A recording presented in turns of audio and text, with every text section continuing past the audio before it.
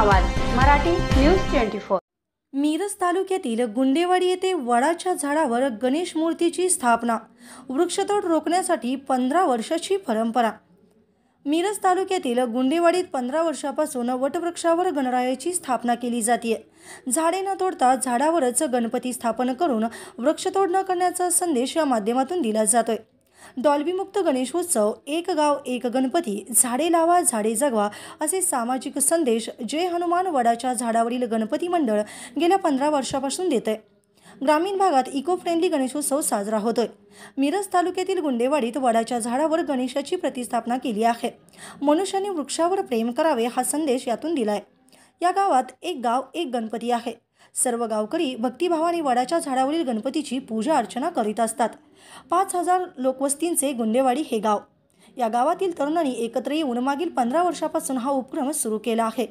जय हनुमान गणेश मंडळाच्या कार्यकर्त्यांनी मंडप, डेकोरेशन, लाइटिंग असा खर्च न करता चक्क वडाच्या झाडावरच श्रींची प्रतिष्ठापना केली आहे।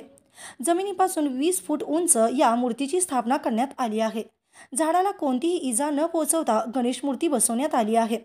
रोज हलगीच्या तालावर लेझिम सारखे पारंपरिक खेळ इथे खेळले जातात। गणपतीच्या आरतीसाठी गावातील अबालवृद्ध उपस्थित असतात। आरतीसाठी 2 कार्यकर्ते शिडीद्वारे गणपतीच्या मूर्तीनजीक जातात आणि आरतीसाठी आजूबाजूच्या परिसरातील भाविक मोठ्या संख्येने यावेळी उपस्थित असतात। रहिवासी असून माझं नाव सीमा सदाशिव मोरे आहे। मी एक अंगणवाडी सेविका आहे।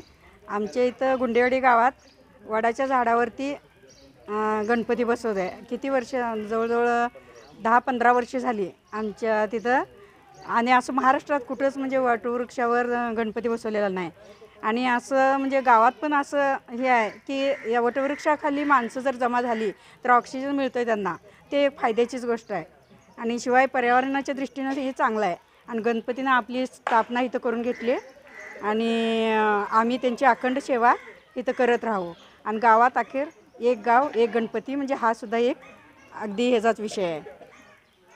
नमस्कार, माझं नाव अनिल कोकरे, गुंडेवाडीचा मी नागरिक आहे। सालाबादाप्रमाणे आमच्याही गावामध्ये गणेशोत्सव साजरा होतो। मिरज पूर्व भागातील दंडोबाच्या पायथ्याशी असलेलं, कुशीत असलेलं छोटंसं 3.5 ते 5000 लोकसंख्येचं हे गाव। आणि या गावामध्ये असा अनोखा उपक्रम आम्ही 2009 साली आमच्या एका मंडळाचे सदस्य जे जाणते गृहस्थ आहेत ते माननीय सुरेश सुतार यांच्या डोक्यामध्ये सुप्त कल्पना आली की आपण पर्यावरणाचा संदेश देण्यासाठी आज आपल्या ज्या दारामध्ये असलेलं जे भलं मोठं जो वटवृक्ष आहे, या वटवृक्षावरती जर हा श्रींची मूर्ती विराजमान केली आणि गावाला सुद्धा अनोखा संदेश देऊन एक गाव एक गणपतीची त्यांनी इच्छा व्यक्त केली। आणि ह्या इच्छेला सुद्धा त्यांनी गावातील जे ग्रामस्थ असतील सर्व सदस्य तसेच मंडळाचे सर्व अध्यक्ष उपाध्यक्ष सर्व सदस्यांनी सुद्धा अनुमती दर्शवली। आणि 2009 पासून हा मंडळाला सुरुवात झाली आमच्या। आणि आज 15 वर्ष झालं श्रींची मूर्ती हे वटवृक्षावरती आजही विराजमान आहे।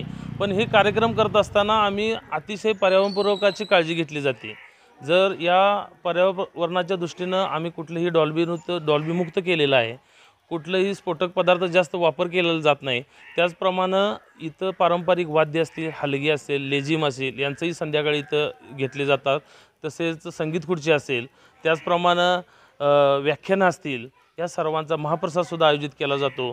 आणि हा अनोखा संदेश या गुंडेवाडी ग्रामस्थांनी अख्ख्या महाराष्ट्राला असा नवीन असा पायंडा घालून दिलेला आहे। तरी येणाऱ्या काळामध्ये आपण एकच संदेश देतो की महाराष्ट्र शासन अनेक पर्यावरण बचावासाठी अनेक NGO सुद्धा कार्य करत असतात।